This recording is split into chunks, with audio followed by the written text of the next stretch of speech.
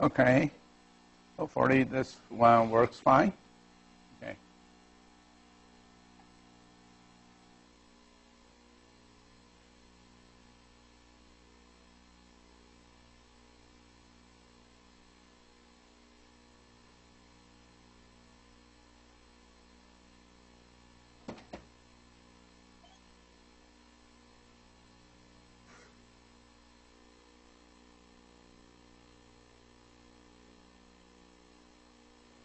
Okay, good morning.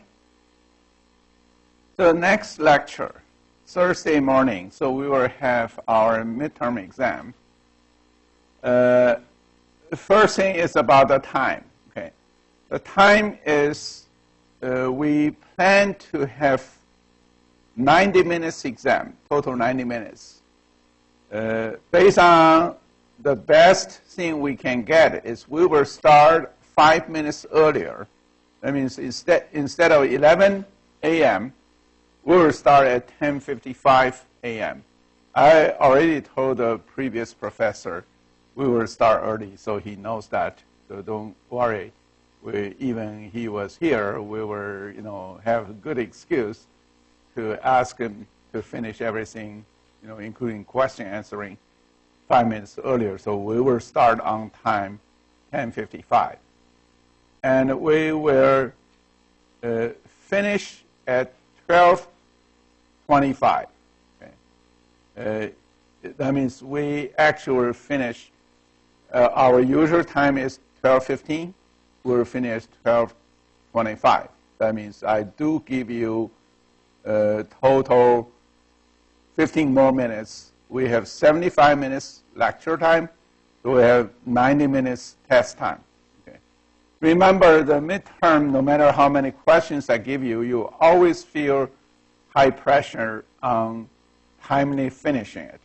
Because you have to think, you have to write. As simple, as concise you can write, you will get full points. So don't write too much. If I say, compare the two things, if you have one short sentence, you can compare them. Or you write down several key points, you can compare them. You're done. Okay. Don't try to write too many things. Okay. We don't need you a lot of writing, but we need you concise and precise answers. Okay. Try to make sure you get this. Okay. We will not test those, for example, write down the whole algorithm. But if I want to invent a new algorithm to solve this problem, you have to outline the major points. Okay. Otherwise, most of these are just very short, something just some numbers. If you work out the number, you can write it down. Okay. It should be fine. Okay. I assume we do not need a calculator, but if you want to bring a calculator, it's okay. Okay. Another thing is about seating. Okay. Seating, because we have 220-some students now in the class. This one, officially, we think we can, for exam, we can hold about 150 instead of 200. The capacity, this one is 200. So we got two rooms. One is at 2405, which is one level up. 2405 is still the largest second room we can get. Originally, the university, we discussed with the university, they forwarded us to Soybean Center, which is very far away. Okay, so we just discussed with the department, they opened up 2405. What we will do is we give you, probably in Piazza, you already saw this, is we say if your student UID, I should say UIN, okay? Some people could get confused about your net ID. It's nothing to do with your net ID, because the net ID, in many cases, you may not even have a number, right? So if you look at your iCard, okay, they have a UIN. You probably can see that's your UIN, okay? You look at your UIN, only look at the last digit, okay? The last digit, if you start with last digit was 012, you go upstairs, 2405. All the remainings, Okay, that means 3 to 9, all the remainings will be in this room. Okay, you better confirm it with me or with TA. By the time of your exam, we require you to show your iCard. Okay, not only we want to check your pictures, but mainly we want to check whether your seating is the right one, because we don't want everybody come here or everybody go up. Then we will have disaster. We don't have enough seating. Okay, so make sure you get this done. Okay. Yes. Mm-hmm. The UID actually should be the ending digit instead of starting digit. Okay. Yeah, the ending digit. Okay. So you look at in your iCard the left hand corner. They have a UIN. You just look at that number. Only that number will count. Okay. You look at that number. If you end in 0, 1, 2, you go up. All the remaining will be here. Okay, is that clear? Okay.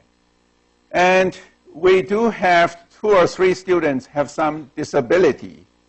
Your exam will be arranged in the university disability office. Okay.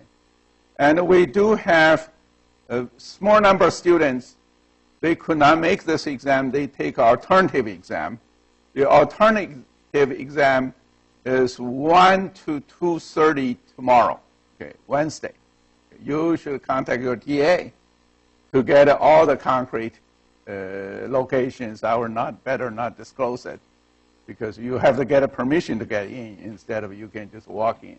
Okay. If you need to take that alternative exam, you need to get either me or TA's permission to get it. Okay. Is that clear? Okay, hopefully, final thing is you do allow 1 cheat sheet.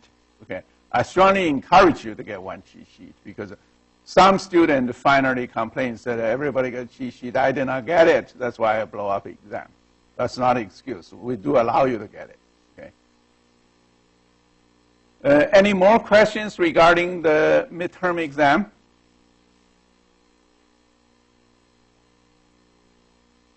The cheat sheet is just a 8 by 11, the standard. You get, yeah, you can print double-sided. Okay, you can print whatever small font. Okay, you're allowed to bring magnifying glass, but not iPhone. Okay. Hopefully everything is clear. Okay. Finally, about the coverage. Okay, the coverage in principle is the end of this lecture. But at the end of this lecture, I'm not exactly sure when I will be ending. So I just say, if you look at this lecture slides, I probably want to make it clear, say, we definitely will finish before slides 30. Okay. That means anything before slide 30 will definitely be covered. Okay. After slide 30, you are not responsible, because we may cover it in the final exam, so you don't have to prepare for it. We already got into slide 25. So that means in this lecture, the first 5 or 6 slides, you're responsible to be in the midterm. After that, we will put in the final. Okay.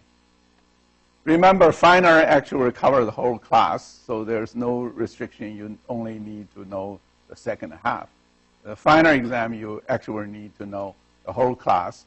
But I still allow you to bring the cheat sheet. Actually, by the final exam, I'll allow you to bring 2 cheat sheets, because you probably prepare midterm. You don't want to throw it away. Okay, so then you can get 2 cheat sheets instead of 1. Okay. Okay, then we will continue our discussion. For any questions you do not want to raise in the class, you can raise in the piazza. And for the additional office hour for TA, you already got in the piazza. And for me, okay, you can come today after 4 p.m., 4 to 5, our open additional office hour today, okay, 4 to 5 p.m. Okay, you can drop in, you can discuss. If there are too many students, I can get a 5 to 5:30 or to even later. Okay. Okay. Hopefully yes. Yeah. The one cheat sheet means double printed. Okay, so you can flip over. Okay. That means essentially 2 pages, but I want you to print in the two in the one sheet instead of 2 because you avoid any kind of confusion. Okay.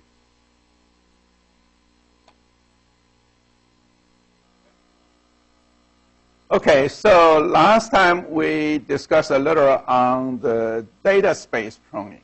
Okay, so I probably get a little review on this whole pruning thing, the whole thing. Okay, the whole thing is if people try to find patterns with certain constraints. In many cases, people do. Like in Walmart, like the manager may give saying, I want certain data, certain rules, okay, finally show up. Okay. That's usually we call this is constraint-based mining. Okay. For constraints, we actually got a lot of interesting constraints we want to discuss. And we essentially have 2 pruning ideas. One we call data space pruning, one pattern space pruning, another we call data space pruning. Okay. The data space, pattern space pruning means you get a pattern, you still want to use this pattern to mine more patterns because you usually want to grow things right in the middle. You want to grow them. To grow them, a very useful knife you can cut the space is anti-monotone, okay, anti-monotonic. Anti-monotonic means if you grab this pattern, you say this pattern will not be valid now, but also I further grow this pattern will be hopeless. Okay. In that case, you can use this anti-monotone constraint to cut it. You will not need to be responsible to take this pattern to go further. Okay. So this is anti-monotone. Okay. What is monotone? What is monotonic? Monotonic means actually when you satisfy this current pattern, if this pattern keeps growing more, okay, that means you always will be satisfied this. For example, if you have a constraint that says this basket must be more than $5. Okay, the total sum must be more than $5. You got this current pattern already $5. You can keep growing it because you add more things in, it will be just more expensive. So it will be more than $5 always. In that sense, this is monotonic. That means this more than $5. This constraint actually is more than.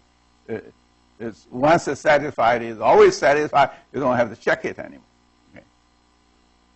Okay. These 2, I'm not sure whether we discuss it. I probably will check it. I believe the convertible is not discussed. By the time I'll give you the one, I'll go back to the slides. Okay. The data space pruning essentially is you look at your data. Any data is partitioned by transactions. Okay, so you look at this transaction. You see, this transaction. Even I finally add everything this transaction to the current pattern. There's nothing can satisfy my constraints. So this time you can prune the whole transaction out because this transaction is useless. Okay, for contributing to your whole pattern.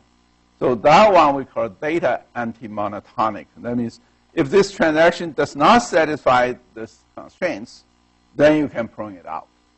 So that's the whole game. Now we actually give you a few examples on anti-monotonicity. For example, if you say the sum of the price must be less than $50. Okay. So this one is anti-monotonic because you said this basket, this whole pattern must be, the sum of this whole pattern must be less than $50. But while you get into over $50, this pattern can throw it away because you add more things in, you just become more expensive. So this current pattern will never be able to satisfy once it's over $50, right? Never be satisfiable in the future. So you can sort this pattern with this is we call anti-monotonic. This is the first example, right? Then we actually said even for the very basic a priori principle, say the support must be greater than sigma. This one is anti-monotonic in the sense once your pattern support drop down below the sigma, below the minimum support, add more pattern, make it bigger, actually it will be hopeless to satisfy anymore. So that's the reason why you can use a priori pruning. Right? That means originally the very basic algorithm, a priori pruning using minimum support, actually is anti-monotonic. That's why we use it. So we also said that this monotonic means once you satisfy it, it's always satisfiable. For example, if your constraint is the sum of your pattern is greater than, say, $10. Okay. Now, if this basket, the current pattern is already $10 or more, you add more things in, it just become more expensive to always satisfy. So that's why it's monotone. Once you know monotone, you don't have to check it, right? But now we get into this data anti-monotonic. Okay. What is data anti-monotonic? I actually changed the slides a little if you printed the old slides, because actually the next slides is related to the old slides a little more clearly. So let's go down this one. You can see why this is quite useful. Okay. What is data anti-monotone? Data anti-monotone means you go back, look at your whole transaction. Suppose you're in the mining. Okay. Of course, at the very beginning, your pattern is empty, right? Then you can still check this data anti-monotone. You find it's not useful, you can cut through the whole thing. Okay. Just give you this example. Suppose we have a constraint said sum of the profit must be greater than $25. Okay. That means if you see any transaction, okay, all these items, their profit adding together at any time, any subsets, because these S doesn't mean at the very beginning take everything, take all things. Okay. But this one actually, your transaction provided bullets, provided ammunition for this set, this candidate set. Keep growing, right? Because you have more things inside, this S can grow more by adding things into adding your transaction item into this set. Then we look at this T30, this 30 transaction, number 30 transaction. Number 30 transaction, we have B, C, this is C, this is D, and this is F, this is G, okay? So if you look at this particular transaction, actually this particular transaction, these items, most of them are negative. There's only one really positive, is 20, okay? And of course, there's a one non-negative, 0. But no matter how you do whatever combination, okay, this one you probably see, for this transaction, you will never be able to, any item, their combination will never be able to get into 25 profit, right? Because you just add all the positive or non-negative things together, you only get a G is 20. 20 is still less than 25. That implies, actually for this transaction, none of their items, okay, or any kind of their combinations will be able to contribute to this one, right? Because you require this S is a set of items, okay? Their profit adding together should be over 25. But now you know this one actually is hopeless because this one is 0. This is a negative, all the negative profits, and this G is plus 20. But any of them, no matter how they combine, you will never be able to satisfy this 25. Is that clear? Then that means these T30, actually I don't even have to mine it. I just assume they are non-existent, because this one, no matter what are their item combinations, will never be able to contribute to my profit greater than 25, right? So I can cut it. I can prune this. This actually is a data anti-monotonicity. Data anti-monotonicity means you look at these transactions, or even including your current, mining pattern. The current mining pattern, of course, at the beginning is empty. You look at all their combinations. There's no way actually can contribute to the success of this S. Okay, then this transaction should be gone. Why we want to cut data? The reason is very obvious. If your data is very big, okay, you have a certain constraints. You have to check every item in this transaction which is costed. But if you cut the whole transaction, then you actually reduce the support. You reduce everything. So the remaining mining can easily lower down your support as well, right? Because you reduce a lot of transactions already. So their support is low. So originally something frequent, now it's not frequent anymore. So you will have lots of benefit. That's why you need this data anti-monotonic. Okay. But a data anti-monotonic is very easy to satisfy, because you are looking the whole transaction, all the remaining ones. If any of their combination cannot satisfy your constraints, why keep this data? You can cut up. So this one is a pretty sharp knife. You can cut a lot of things. Okay. So actually, you can see this one said a greater than V is data anti-monotonic. Less than V is also data anti-monotonic. Okay. You can see. No matter you say greater or less, they are all data anti-monotonic. You can use it. You can cut it. So you can see this range greater than 25 is also data anti-monotonic. So data anti-monotonic, of course, is not as powerful because you only cut one transaction at a time.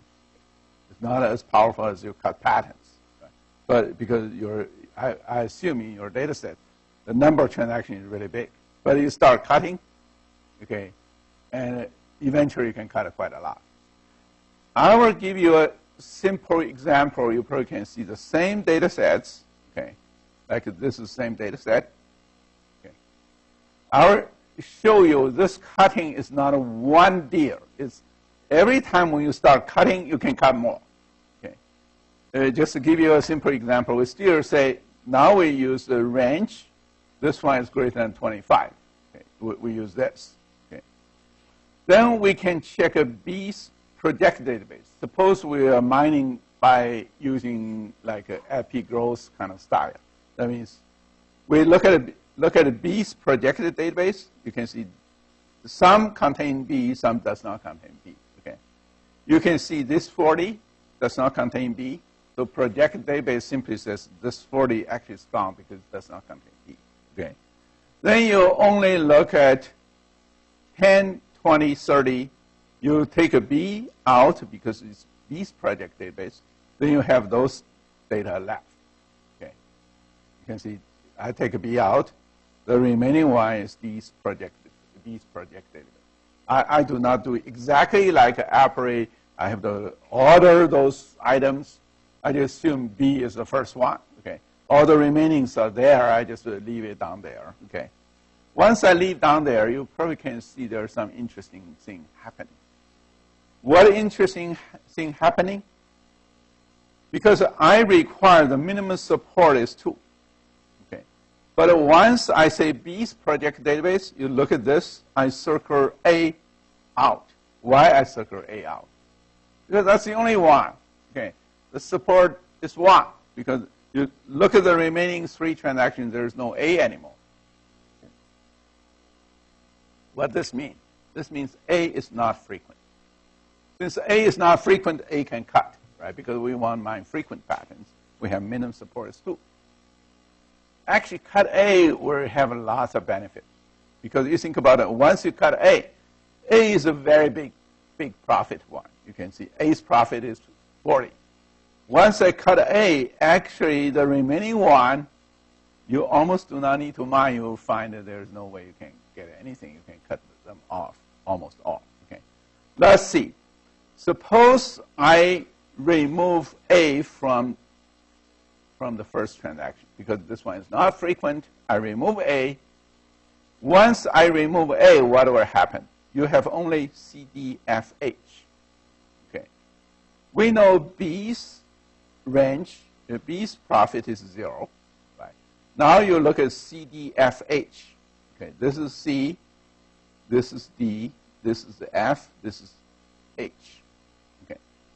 Actually, if you have C, D, F, H, you look at the profit range. Actually, the remaining any one, you look at their range, C, D, F, H, together with B.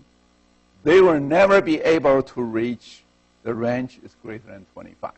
Because you can see, you have B is 0, C is this one, D is this one, F is this one, H is this one. Everything you think about, any of their range actually is less than 25. Right? So that implies actually this whole transaction can be gone. Right? Because you think about this, there's nothing, CDFH, nothing can satisfy this. That's data antimonotonic, means if this one cannot contribute to the constraint satisfiable mining, okay, that whole transaction can be gone. You don't even have to look at it. That means while you cut A, you cut through the whole thing, because the remaining thing, nothing can be valid for this constraints. So everything's gone. Actually, once everything is gone, you actually get a trigger effect, because if this 10 transaction is gone, this H will not be valid, because you look at this H actually will be chopped because the support becomes 1, as it becomes single 1. If H is 1, then you only need to mine this one, okay, C, D, F, G. Is that clear? So you probably can see you can cut through this. You have a ripple effect to cut.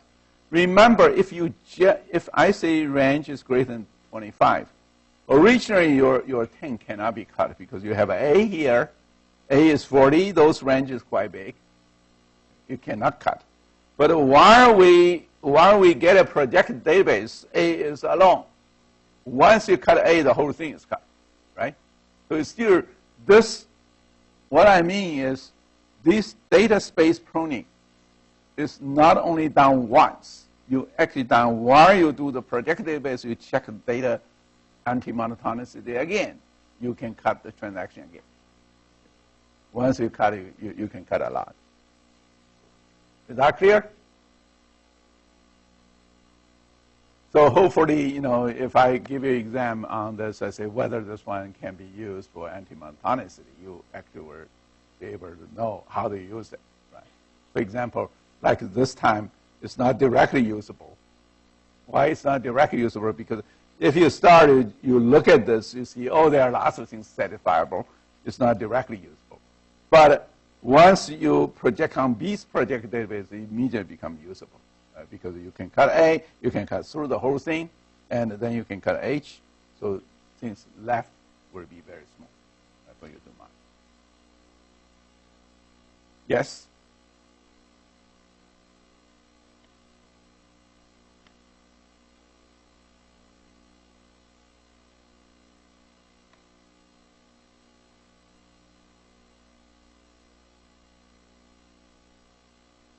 Okay. Yeah, so the question is this, okay. I said you can cut. Then you say you have to check all the combinations before you can cut. Actually, you are not checking all the combinations in the sense. The first thing is you are doing mining, you have to mine something. For example, you say, I mine B's project database, right? Once you start, say, you mine B's project database, you still have to go inside to mine this B's project database. Once you go inside, the first thing you see, I have to cut those infrequent items. Those things you have to do it anyway, right? Once you cut these infrequent items, remember, of course, you can say, now I see C is frequent. I can do C's project database and doing this. You can keep doing this. But now you see you don't have many combinations here. You will see this one, this constraint is here. You can just check those things because those things, the value is already there, right? Once you check it, you say it's not satisfiable, the whole thing is gone. You are not checking all the possible combinations because in the mining, you just think about it. In a large database, you go through, tens of data to get one pattern out. Then you get a project database. Then you check the data again. You get another pattern out. Then you check it again. That's very costly. But if you can cut your whole transaction out, you will never look at this data anymore. So that's the reason it is, saving a lot. Because otherwise, you still have to check those. You still have to mine it and still have to check it, right? So now you check it, you don't mine it. You probably can see, once you cut A, you cut this. Once you cut this, you cut this. The remaining thing becomes much smaller. Right? If you think about it, if every transaction you go through, you can cut a lot. Your data set will reduce quite a lot in the next round. Right? Like here, your data only reduced down to this. This is a tiny example, but you can see. Of course, it depends on whether your data and anti-monotonicity really is a knife or not. For example, if you say this range is greater than 0, okay, and everything satisfies, you check it, everything satisfies, okay, then nothing can be cut. Your checking actually just wastes your time. That's true. Okay. That means if your knife is very dumb, of course you use it, you just waste your time. But if your knife is somewhat sharp, you use it, definitely will save, right? So this constraint space, you could say the knife actually is meaningful, right, useful. You think about most Walmart manager, they give you, say, I want to only find those baskets greater than $100. Actually, the manager will know these greater than $100. Actually, it's not easy to get. If it said greater than $1, you will think this manager is very dumb. Why you set this constraint? You won't cut anything, right? Anybody buy thing is greater than $1, right? So that means that if the manager said, I want to check the pattern greater than $100, he himself will think this knife is somewhat sharp. Right? That's why he wants to use it. So now we get into another one is succinctness. That's another constraint I actually listed. I haven't got a chance to discuss it. Succinctness means explicit. Okay. If this constraint is explicit, you want to use it, okay, then you can use this in many ways. I just give you an example on the succinct constraints. Succinct means if the constraint can be enforced by directly manipulating the data. Just give you one example. For example, you want to find those items, those patterns, without item I. Okay. This one is finding those patterns with item Y, contain item I. You probably can see both actually can be succinct. Succinct means explicitly you can manipulate it. How do you manipulate it? Here you can see, if you say, I want to find those patterns without item I, what you can do is when you mine it, anything in the database containing I, you just cut this I out when you do the mining. Because, for example, if you say, I want to find those transactions does not contain milk. Okay. Then if you say transaction doesn't contain milk, you can cut it. But if you say, I want to find the patterns does not contain milk, what you do is you go to your data, you see because even this transaction contains milk. You want to find patterns that does not contain milk, you can cut this milk out, right? Because the remaining things still you can still mine it. Okay. So that means if they want to find patterns without item I, you can remove I from database and to mine it. Okay. That's a pattern space pruning. If you say, I want to find those patterns containing item I, okay, then you can first start from I projected database because the I is there, right? You get I, you say, must contain I start with this I. Everything containing I, come with me. All the remaining things, I don't mind it. So this actually is used for data space pruning. Then what about this one? Is this one succinct? Okay. This mining, this price, minimum price less than V. Okay. Suppose you really set up an advertisement. You say, you know, those things less than $1.99. You want to put, you know, attract people to come to buy your stuff. You say, I want to find these items, find and find the patterns. Their minimum price is less than $1. Okay, that means you really want to find. You put ads at 99 cents. People really grab it. Then you want to find this. What you can do? This one is succinct in the sense you can say because the minimum price is less than this, you can start with those items. The price is less than $1. Okay, then you remove those transactions with high price item only. So that pruning, you use knife on two sides. One is you pick those items price this. This actually is a pattern, you know, selection or pattern-based pruning. Okay, but you remove those transactions with a high price item only. That means it's a data space pruning because this transaction, suppose this basket does not contain anything less than $1. Okay, they don't care your ads. They just buy things they need. Okay. But that one does not satisfy this succinct transaction, this constraint. So those transactions don't mind them because they were not attracted by your ads. Okay, 99 cents ads. They just buy their regular stuff. So those transactions actually don't have the mind because you want to find those items, those patterns. They don't contribute to the pattern. Everything they bought is quite expensive, right? So you probably can see this transaction succinct is both on the constraint side and on the data side. So you can use it to use a knife, cut both sides. You say, get constraints less than $1, come down here. Those one contains only high price item, I just chop the whole transaction. So you get it, you know, you get a pattern mining. In the meantime, you chop those transactions. So that's the thing you can use.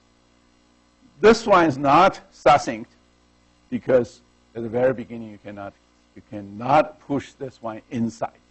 Okay, because you said the sum of price greater than $100. You just cannot push in. You have to mine them iteratively. So this one cannot be used. It's not succinct.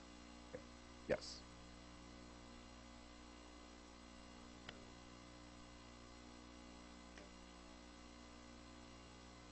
I mean, this less than equal to V, actually this constraints satisfy quite a few things. You think about this one is also, you can see this one is, if you look at data, you can say this one is a data anti-monotonic. It's right. If you look at the constraints, you say this one also anti-monotonic is also right. So you probably can see there are many. This one constraint may satisfy quite a few. That means they have several properties you all can explore. Right? So that's why I give you one constraint. They may belong to 2 or 3 categories. In the exam, I say, what category this one should belong to? You actually can write down 3 categories instead of 1. Because you may have 3 knives to use. Why just use 1 knife? Right? So usually I will write down and say, list all the categories it belongs to. Even I do not say all the categories. You know this constraint may satisfy 3 categories. You write down 3. And you write down, for this one, how I prone, this one, how I prone, you get 4 points. So you only remember one you write down, you get 1/3 of the point. Okay. Is that clear for the midterm? That means I give you this constraint and say, what kind of constraints, what categories it satisfies? It satisfies 3, you write down 3. Okay. Yeah, that's a good question, actually, because sometimes in the exam it's a little trickier. You think you got the right answer, but you actually missed quite a few. Then those 9 you will not be able to use. I say how to cut it. Then you should say, using this constraint I can cut this way, this constraint I can cut this way. So then this constraint will be very useful for me, right? Okay, so now you can go back and think about it. If you go back to the textbook, they actually list all these things, which constraints they satisfy. Yes or no, yes or no. I did not put it in the slides. When you go to the textbook, you see the table. I don't want you to copy the table, memorize the table. But based on your reasoning, you should be able to get it easily, right? Okay, so this is about succinctness. Finally, there is one constraint you think is hopeless, but actually you can use it. Okay. Let's look at this one. Suppose your manager actually wants to be a little trickier. This is also very popular. The manager may say, I want to find those item sets, those patterns. The average profit is greater than 20.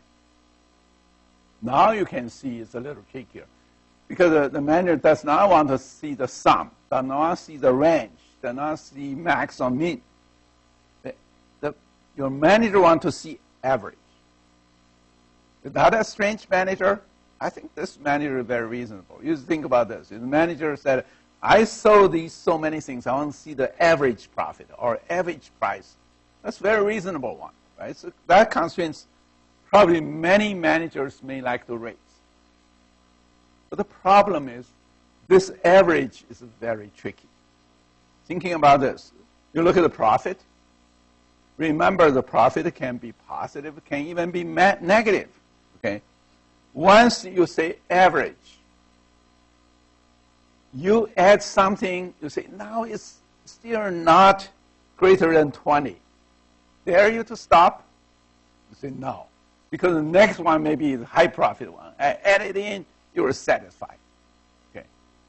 But once it's satisfied, you think all the items adding in, you will always be satisfied? No. Because there are some low profit ones. You add it in, you will reduce your average profit, right? So that's a very tricky thing. You just cannot do anything. You just look at this one and say, I give up. Because I do not know the next one is what. They come in, if a high profit one, my average goes up. Low profit one, my average goes down. I can never control this average greater than 20. So I just cannot do anything.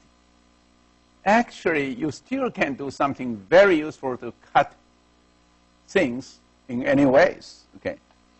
Let's look at how we play the trick to cut. The trick actually is very simple.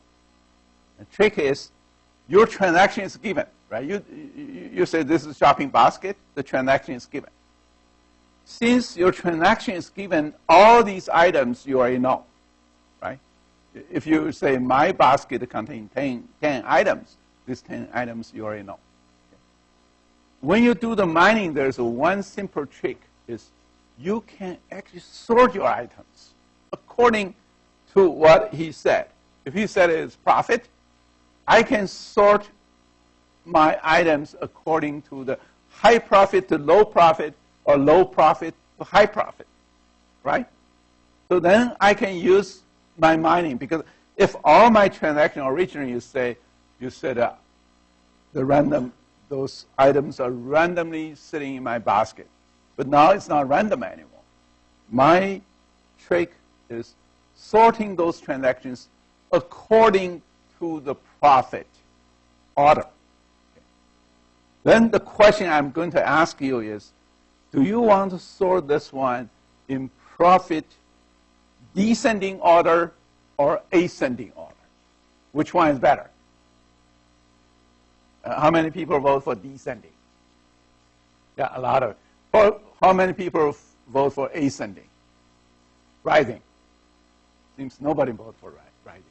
Actually, it's clear here the descending order is better. Why descending order is better?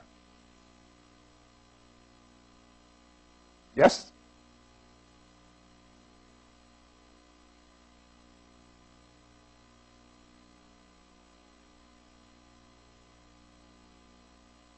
Great. That's exactly the answer. That means, remember your mining is starting from your first ordered one, and go to the second one, go to the third one, you mine this way, right? And this one said, I want the average profit greater than 20. That's exactly like this student said. You're accumulating, you're calculating an average. But anytime you find this one, this coming item, the profit is less than 20, or added inside it less than 20, you actually can cut through the whole thing, cut the pattern, and don't need to mine it, because you know the next one will be even lower profit. But now the current item adding together is already lower than 20. You know the remaining one you add in, those are all small profit items, smaller and smaller. Okay, you add in, you will never be able to satisfy. So it's hopeless. The whole pattern can throw it out, because once cannot satisfy, you can never satisfy. This is anti-monotone. That implies if you sort your transaction according to the profit order in descending way, your constraints become anti-monotonic for your transaction, for your constraint, because your item order in this way make your whole progression of your S, your current item set, becomes anti-monotonic. Means anytime you violate, cannot satisfy this one, the remaining mining can never satisfy. It can be gone. Right? So that's the trick. That means if we sort in the descending order, actually we will get a lot of benefit. Right? So this, we call this one is convertible constraints. What is convertible? Because you reorder your transaction, make this constraints anti-monotonic. Of course, if you sort in ascending order, you still have a little benefit in the sense, once you satisfy those constraints, you don't have the check constraint anymore, because anything added in is higher profit one. It just makes you even happier, right? So that one actually means if you sort in ascending order, you change this constraint into monotonic constraints. The pearl can see it's a trick. You sort in descending, you change it to anti-monotonic. You sort in ascending, you change it to monotonic. So that's why we call these constraints convertible. How to convert, where to convert, depends on how you sort it. Right? So is that clear? So you can see, even you think something you cannot handle, like average. Actually, if you're smart enough, you still can handle it. Then a lot of knife can be used. People give you something, you actually think you give me a knife. Okay. Then while I'm doing mining, I can cut a lot of things to make my mining much easier. So this is how to order data to make your constraints convertible. Okay. Then sometimes you may say, even trickier thing is the manager give you more than one constraint. Okay. Sometimes give you quite a few, like constraint C1, constraint C2. I say, I want to satisfy both of them, then mine it. Okay. Then it becomes trickier, because these two constraints, sometimes they help each other, sometimes they conflict each other. Okay. Because the manager can give you anything. They say, I want average profit greater than this. Then the total number of the price I wanted to, or total sum of the transaction to be less than something. So they give you all these different tricks, right? They give you this. Sometimes they help each other. Sometimes they compete each other, right? Like this. This one says profit is greater than 20. The other one say the price is less than 50. So actually, this is a reasonable one. That means they don't have to sell very expensive items, but they still get a good profit. Right? The manager wants you to get this. Okay. Then you probably can see you have to work out. If I give you this question in the midterm, I get two constraints, how to get the best benefit. Okay. Then you have to think about, both are average. Okay. But if you sort in this order, you get an anti-monotone. But remember, the profit and price is not always correlated, right? The price high doesn't mean profit always high, right? So you can see this. That means you have to sacrifice something. You have to think about whether sorting according to profit is more profitable, better, or sorting according to the price is better. Okay. Of course, this also depends how heavy your constraint is. Right? If you say this price is, like a greater than $500, probably it's a very good one. You want to use it at the beginning, right? You cut it. But if this profit is said is quite big, you may want to use it. If it's quite small, you may not want to use it because everything satisfies. So it really depends on which knife is sharp. Okay, you take the sharp knife, you sort according to the sharpest one you can cut.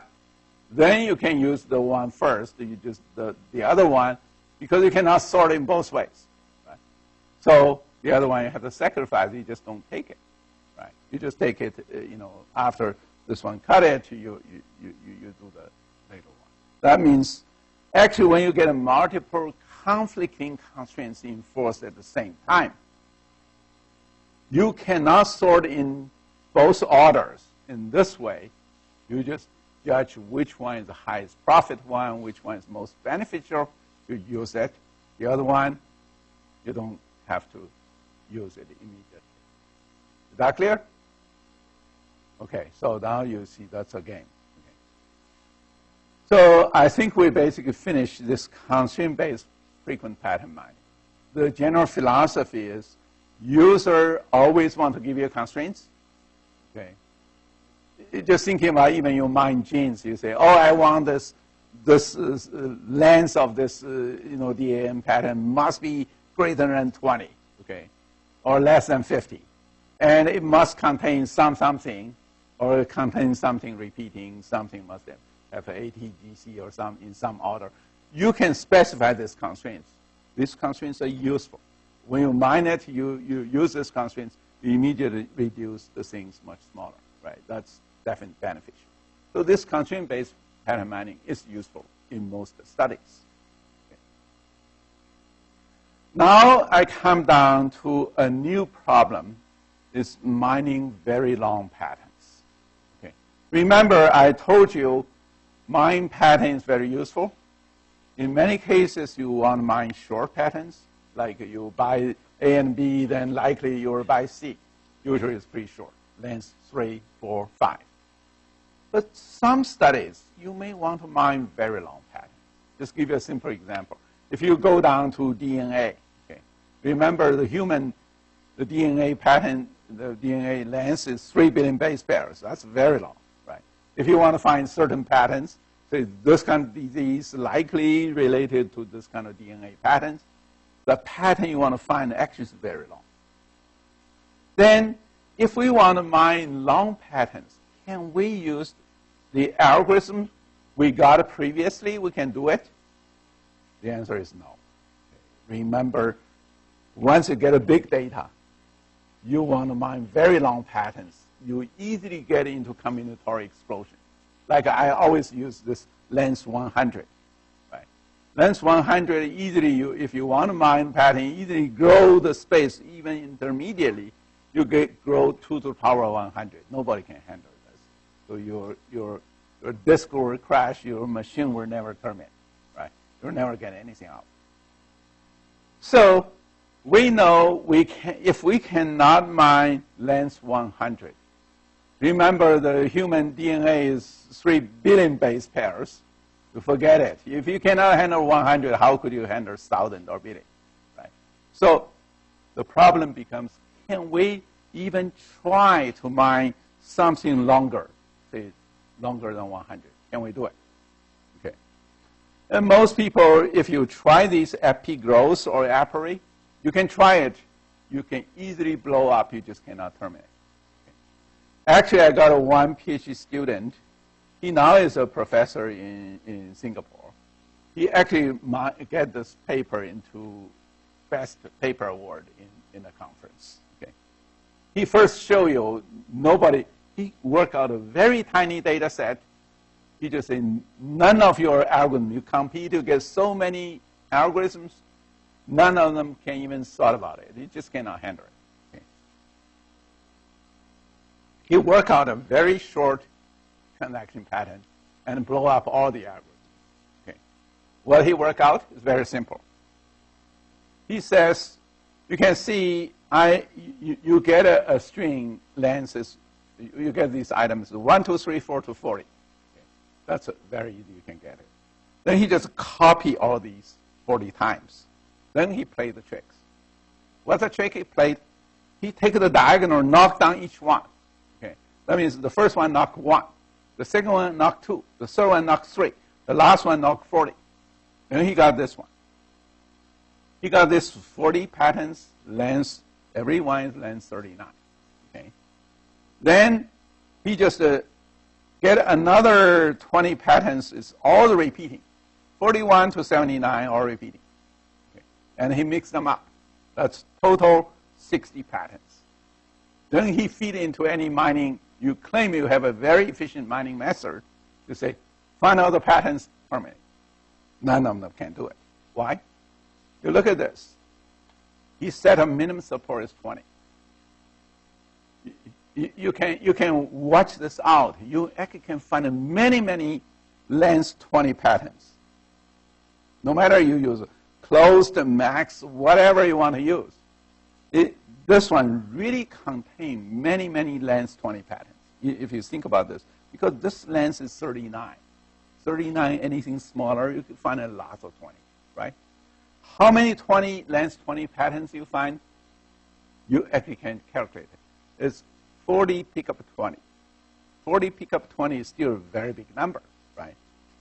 So, but if I say I don't want mine length 20, I want mine length 39. Okay. Actually, you will only find one because he actually make the trick. This support is 20. He made 20 transactions.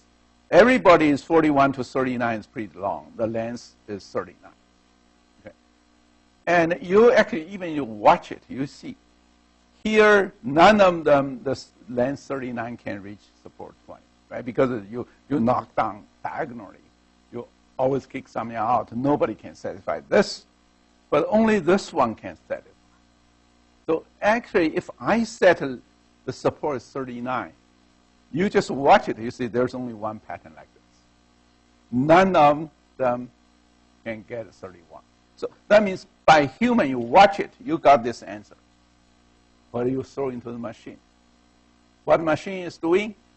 Machine, because you do not know 31 is so strange, you can find one pattern. You start growing from 1 to 2 to 3 to 4. Suppose while you grow to 20. You get that many patterns you really generate in the middle, you blow up your machine, blow up your disk already. Right? Think about this number is quite big.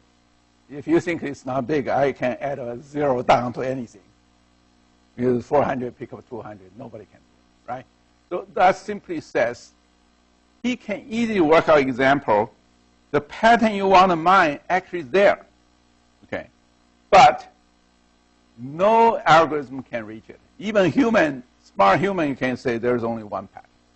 That means the real long pattern is a very small number. You actually know it. But you get an algorithm, try to mine it, you actually find that there's no algorithm so far can even thought about it because right in the middle is already exploded. And he tried all these algorithms like frequent pattern, FP growth, algorithm, APRI, LCM. All the people in the last several years, they win the champion. They actually claim they get the best at mining algorithm. And he gives this tiny example, everyone blows up. And he said, I actually know the pattern. There's only one. I want to get this one. Nobody can get it. Okay. So we have to go back to the table to design new algorithms. I only want to find long patterns like this. I don't want to find it in the middle. Even in the middle, you get an exponential. Okay. So he did work out a very beautiful algorithm. Finally, you can mine this one, mine, very long patterns, almost completely, but without touch the middle one. Okay. What is the trick? Okay. You think about the trick could be this. You know the long pattern could be small one. For example, in a human DNA, very long pattern have something. You actually know this long pattern is very small number. But if you use any kind of operate this kind of mining, the philosophy is you grow from the shorter one to the long one step by step. Okay. No matter you use operate, say frequent 1, frequent 2, frequent 3, you get this. Or you use, epi growth, you chop it, you find this, you chop it, find this. But they never shrink. You think about it, you chop things in the middle, but you have a combinatorial number of the middle one. So even your data seems to be shrinking. Actually, it will shrink not that much if you look at that data, because you have all the possible combinations, right? So simply says the two ends, one is frequent 1, you can easily get it. The frequent, say 39, you can easily get it. But right in the middle, there's a huge swamp. And how big this swamp is, combinatorially big, right? So the problem becomes this. Okay, you think about two sides are very small. The middle one is so big. And how can I jump from the small one to the very big one without even thinking about in the middle there's a huge swamp? If I can have a way to jump it, then I can mine a very big one. Because you don't want to get a small one. You don't want to get a medium-sized one, right? You just want to get from the big, very, very small single item, quickly jump into size 100 and ignore the middle one, maybe 50 blows, but 100 is there, right? Is there any way we can do this? Okay. Then we start doing discussion, because that's a real problem. Okay, that's the student, the PhD student. We start brainstorming. Say, is there any way we can jump over this big swamp? We reach the other side. They are very small. Okay. So actually, then we found actually it's pretty easy to jump, because we have a hint. We have a bridge. We can jump it. What is the hint? The hint actually, if you think about chopping it. Okay. Suppose I have a length 100 pattern sitting there. Okay. The combinatorial explosion, because you have, suppose 100, if you chop 20 each, you have so many ways to chop. How many ways? 100 select 20. That's a lot of ways to chop into size of 20. So combinatorial number. But suppose I do not even do combinatorial chop. I just randomly chop them in some way. I throw them into the pond. Okay. The problem becomes, if I really know there's 100 pattern, is there any way I can recover it from those things in the pond, those lengths 20 or 15 or 5? Is there any way I can find a clue? There is some kind of 100 length 100 pattern sitting there. I can try it. Is there any clue? Can you think about some clue? You may think it's clueless, but actually everybody give you a very good clue. You think about this. If you randomly pick up those length 20 things, you pick them up, you assemble them together, somehow you will know the top pattern where they are. You think about this? Why? Just because no matter how you cut them, you throw them into your pond. Actually, there's something you can assemble them. Once you assemble them, you ignore something, actually it's completed overlap, but you start say, oh, these 20, maybe they have 10 overlap, but if I put them together, I actually get a length 30. That length 100 pattern must contain this length 30, right? Think about this. Then I randomly pick another 20, I put them up. Maybe I can find a length 35.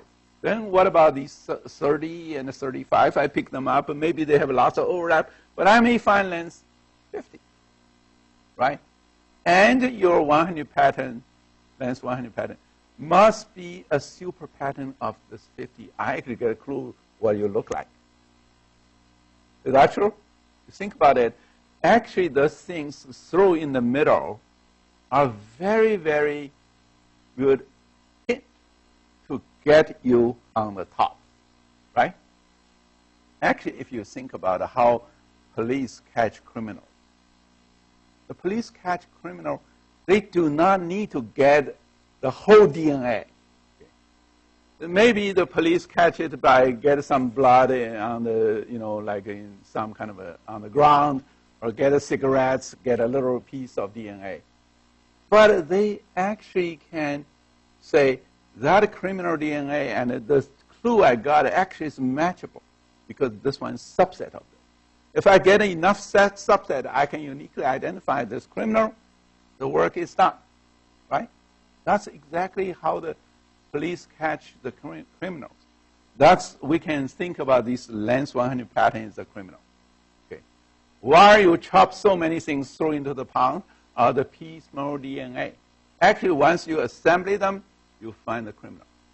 That's the same thing. We can do it, right? So that means actually this length 100 pattern, even small number, once you chop them into whatever pieces you throw into the pond, we can recover this, right? So we use this idea. Try to say, if you want to mine long pattern, the way you chop it through in a pond is so many combinatorial way. I don't care what kind of combinatorial. As long as I can get some, I actually know the big pattern already, right? So that's the philosophy. The philosophy we call this one is the pattern fusion. That means we got something in the middle, we fuse them. Then we got a hint on the bigger ones. Okay. So that algorithm was so smart, actually those reviewers got so excited. Everybody voted for the best paper. Okay, so that's why this paper got a best paper award in the conference. Okay, so let's look at how we do it. Okay. Suppose we know in the very big, in the real final answer, you have the 4 colossal patterns. Colossal means very big, very long patterns. You get 4 colossal patterns. One's A1, somehow to A50. This you have support of 40. Okay. Then you have A3 to A99, support 60. A5, A10 to A95 is 80. This 10 to 20 is 100. Suppose you get this pattern. But you don't know things in the middle. Okay, those, of course, currently is hiding behind you. You do not even know it. Okay. But how do you detect that you have this pattern? The problem actually is, if you suppose the pattern you do not know, they all chop out into small pieces. The pieces you have is only size of 3. That's almost like the criminal leaves so tiny traces. Okay, the police only can get size of 3. Okay, that means you only got this. How could you view? Actually, there are some much longer pattern like this. Is you actually can start merging them. Okay, you can think about these are the core patterns. While you start merging them, you actually get a clue. This pattern, this database must contain size 6 or size 5 or something. You can assemble into bigger one. You say, I'm not sure, but these are the candidates. I can go back to the database, test it. Okay. And if they are still frequent, that means actually I climb the ladder up a little from size 3 maybe to size 9, and size 9 I can to size 20. I can climb up every time I go back and test it, okay, because my data is still there. I go back and test it. I get a longer pattern. I know they are frequent. They're not dying. And I assemble more. I go back and test that again until I got a very long one. Then all these patterns will show up. Yes?